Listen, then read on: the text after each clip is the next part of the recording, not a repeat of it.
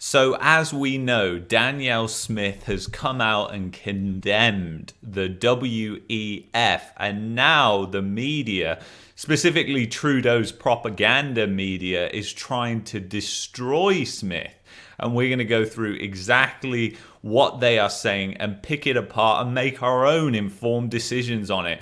But before we do, let's listen to the leader of the WEF and what he has to say about the world looking forward. But what we know is that we will end up with many more unemployed. Definitively a lot of anger already now, but probably increased by the end of the year. Because this crisis will be with us until we really have found a remedy. So we have to prepare for a more angry world, but we.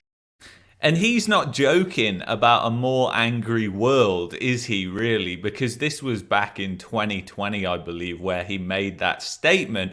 And if you look at what happened after that and all the measures, all the tyranny that we saw, you can see exactly why he's saying that. So he knows the consequences of what the World Economic Forum is doing that will be those consequences, yet he doesn't really connect the dots on everything that is going on and the fact that people are actually starting to wake up and kind of rebel and push back against this, protest against this, which is a good sign in my opinion. So, will Danielle Smith end up being Alberta's Liz Truss? Don't reach for the lettuce just yet, observers say. So, this makes, you have to realize that most people don't even read past the headline when it comes to these news articles. And you have to realize that most people are getting their news from a digest on their phone. So it's literally just headline after headline after headline. They don't even read the actual news stories. So what we have to kind of think is what are they going with there? And they're already mentioning Liz Truss, which has nothing to do with the Alberta Premier, making a comparison there and sort of an assumption based off the fact that Liz Truss was an ultimate failure in the UK. And I think it's quite interesting that they've done that so soon in this. So it says, here's what Alberta's new Premier needs to do to move on from a bumpy start. And that's using her words. But they say needs to do, which is really, really crazy when you think about it. So thank you so much, Travis, for the super chat there, buddy. Thank you so much. And check out Travis's channel. Absolutely fantastic. So yeah, basically what they're doing is essentially just assuming they're just assuming that she needs to do these things, and we can make our own decisions on whether that's the case. So Alberta Premier Danielle Smith's first few weeks in office have been, in the eyes of some, been like watching a bull walk around a medical laboratory. So essentially, again, we have to realize with all these news articles that the probability of people reaching the end of the article is very, very low. Just like the probability of people reaching the end of this stream or video is very, very low. So you have to realize that, and realize that they structure this in a way where they put the information they want people to see at the top and the information they don't want people to see at the bottom. And that is, it's very tactful in that manner, because then it kind of makes it so that people don't even read that far, but then they can kind of give the opinion that they do give balanced news and they do take everything into account. So even if her first few weeks have been marked by walking around controversial public comments, and they're talking about the World Economic Forum comments that we went through on Friday. And what's really interesting from that is just the immense amount of support that came after Danielle Smith from all over Canada and the United States, all over the world on this channel, because people watch this channel from all over the world. And it's just unbelievable. People are saying, I wish we had a leader like that where we are, in our province or in our country. So isn't it kind of crazy that this is all happening in Canada when you look at the tyranny that we had just a year ago? I mean, just a year ago, we had these medicine passports that were literally like a form of social credit. You were granted access to certain places based on your medical status. That is like a social credit scoring system. And you know, when I've talked to family members and different people about this, and I never put my viewpoint forward, I'm always interested to hear what they have to say and what they think, and most of them have took the medicine and everything like that. And I have nothing against people who have. I just want to make it clear. However, when I say, well, what do you have against people who haven't took it?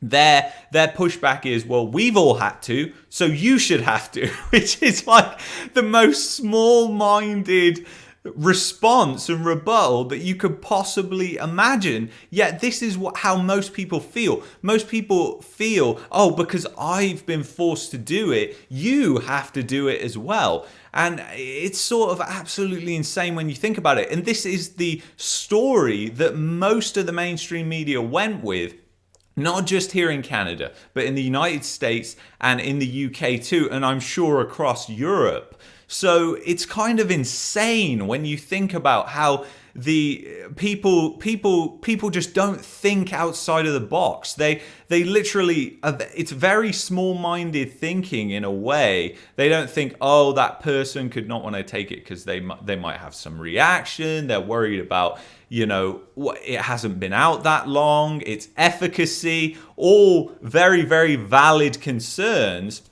They're just thinking, no, I had to take it and I feel forced to take it, so you have to take it as well. And that is dangerous, in my opinion. It's actually very dangerous because it shows how powerful the media is in mobilizing people in a way to treat a certain subsector of the population in a certain way. And this is the same media. This is the same media that is constantly talking about equality, racism, all these different things. It's complete hypocrisy. It's just unbelievable. But yeah, anyway, let's carry on with this, getting off topic there. Rachel Notley in a well-funded, organised NDP in a provincial election, so it's clear to see who the Toronto Star is supporting in this.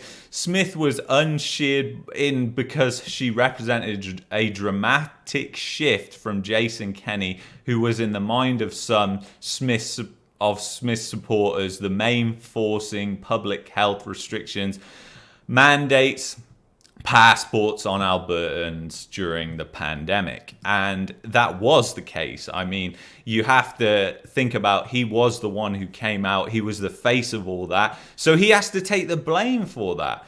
And you know, a lot of the things which weren't raised, which I was saying at the time, was, okay, you have a problem with the healthcare system. Why aren't you addressing that problem? Why are you using the crisis to then put in all these very, very extreme measures, leftist extreme measures, which the World Economic Forum publicly stands behind? They publicly talk about this. It's not as if it's a conspiracy theory. I mean, the mainstream media would have you believe that we are all conspiracy theorists talking about the Great Reset. Yet it's well documented in videos and on their website and in Klaus Schwab's book, The Great Reset. And it just becomes evident to me that nobody is doing any due diligence at all. Nobody at all in the general public. So it's kind of absolutely mad when you think about it. So they're basically trying to tear her apart. So still comparisons to Liz Truss, who was drummed out of the British Prime Minister's office on October 20th after a historic brief tenure, floated around Twitter after Smith experienced what she herself called a bumpy beginning to her time as Premier. And she's calling it that because the press is trying to tear her apart because they don't like the fact that she is threatening the elitist world order that the World Economic Forum is putting in place, and they have made that clear. I just want to make that clear. They've actually come out and said this in Dubai this year, that this is their plan. This is their great plan. Global governance. It's never going to work. It's an absolute shambles, but this is literally what's happening in 2022.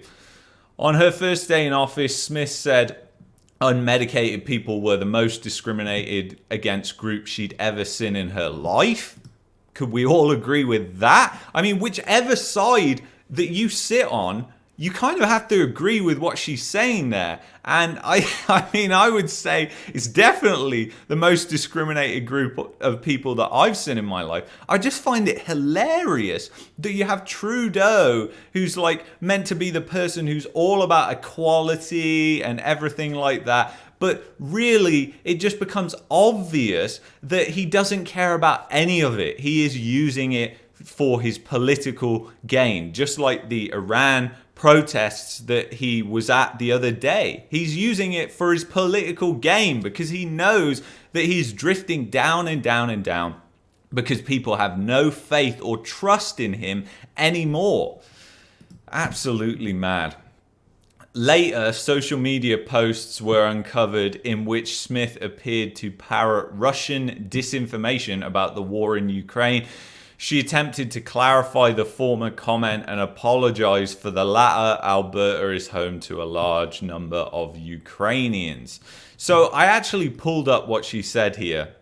And funnily enough, who was reporting on this? CBC. It's no surprise, is it? So Alberta Premier Smith apologizes for past comments on Russian invasion of Ukraine. So she actually apologized publicly, wrote a letter and everything. So what did she actually say? So on a live stream chat, April 29th, Smith said the only answer for Ukraine is neutrality. That's one statement we could all agree with, that there needs to be some form of diplomacy because people are just getting killed from both sides of it. And I just want to make this disclaimer. I have to make this disclaimer that I don't agree with the war in Ukraine. You have to make these disclaimers now because otherwise people will just say, oh, you support Putin, you support Russia, because this is the world we live in where people just assume the worst of everybody. Absolutely insane. Anyway, so she says about adding she understands why Russia would have a concern with a Western-aligned Ukraine armed with nuclear weapons on its doorstep. Ukraine surrendered its nuclear weapons in the 1990s. So that's really, she got that wrong, completely wrong, which she's admitted and apologized for. And it was before she was in office. So in a February 24th post, she said, I've read that two regions of Ukraine feel more affinity to Russia. Should nations be allowed to break away and govern themselves independently? If that's truly what people want, then I think so. But is that what the people want, or is it propaganda? I think that is another statement that we can actually agree with. We don't really know because both sides are propaganda. So it's hard to know what's really going on in that region. All I know is I've seen various things that I know because I watch Bold and Bankrupt, which is a very famous YouTuber, and he was always going around the different places, former Soviet countries and everything like that. He spent a lot of time in Ukraine, and he actually went to the regions that have been fighting way before the Russian invasion. Now, basically, both sides of that fight, one, the arms have been coming from Russia, and the other, the arms have been coming from Ukraine. So it's been kind of a jointly fueled war in that region. But we don't really know. There has actually been elections and stuff, but who really knows? Like, nobody really knows whether they're rigged or what. So nobody knows what is going on in that region, which I think she's trying to say there. But it's sort of insane. And then goes on to say Vysetsky believes that the Premier's comments came from a lack of information and knowledge of the region, which we can totally agree with. And that she may have been fueled by Russian misinformation. Again, it's just like assuming the worst. Can you imagine them doing this with Trudeau? Assuming like he is corrupt. I mean, he is blatantly corrupt. He has been blatantly pushing this agenda of the World Economic Forum. We know that. It's been sort of almost openly admitted, yet they never even talk about Trudeau and what's going on there, which I just find absolutely hilarious. But they're straight away there to point the finger at Danielle Smith, which is just absolutely...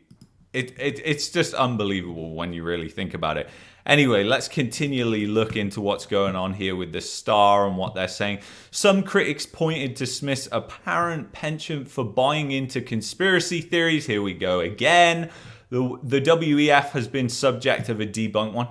How has it been subject of a debunked theory? In fact, I prepared for this and I'll show you right on their website here. Now is the time for a great reset, June 3rd, 2020. It's right on here on their website. But nobody does. You have to remember, and I know I find this funny to a certain extent because it is so stupid that people just don't think. They just don't think further than the very, very limited information that they're given from the mainstream media. But it is really actually scary and dangerous when you really think about it, because it's not good that people just act off this tiny little bit of information. So let's see what the Great Reset is saying on the World Economic Forum's website. Now is the time for a great reset. To achieve a better outcome, the world must act jointly and swiftly to revamp all aspects of our societies and economies, from education to social contracts and working conditions. Oh yeah, it's not. We're just going to revamp everything. It's just a little small thing. We're just going to revamp everything, entire economies and societies. And we saw that happen. We saw that happen last year. Every single province in this country launched their own form of a medicine passport, where people were literally being judged. People were literally being told, no, you cannot come and eat out in this restaurant because you didn't make this medical choice that the government wanted you to make. And I think that came from a federal level, because I don't think it's any coincidence that it was rolled out across all the provinces within a few months of each other. So I think that is kind of clear in my mind. But you have to think critically to kind of understand that is really obvious to me. So, I mean, it's right there on their website, and they are literally saying it's a conspiracy theory that has been debunked. And I can't believe it. I find it absolutely insane. Smith was eventually pushed to explain her remark, and she simply said she didn't like the WEF founder bragging that he had influence over politicians and that he wasn't a medical expert. Again, this is something that we can agree with, and I'll take you back just so that you can remember exactly what was said there. When you brought the Young Global Leaders Program here for executive education and then the Schwab Fellows, but there are two countries in the world now in which the young global leaders have emerged. Tell us just a bit about that in terms of the governance. Yes, actually, this notion to integrate young leaders is part of the World Economic Forum since many years. And I have to say, when I mention now names like Mrs. Merkel, even Vladimir Putin and so on, they all have been young global leaders of the World Economic Forum. Mm-hmm. But what we are very proud of now is the young generation, like Prime Minister Trudeau, President of Argentina and so on, that we penetrate the cabinet. Yeah, so there you have it. We penetrate the cabinets, and just in case you're wondering, here we are, the Forum of Young Global Leaders of the World Economic Forum, who is on there, Jagmeet Singh. He graduated there in 2020. So there you have it, guys. It's just absolutely insane, but nobody's talking about that. Why isn't that on the front front page of the paper of the Toronto Star because they don't want to talk about it. It threatens the order. So anyway, if you haven't checked out this video, check it out. Check out this video that the YouTube algorithm recommends. Thank you so much for watching and being here today, and I will see you in the next video or live stream. Take care of yourselves, guys. Bye-bye.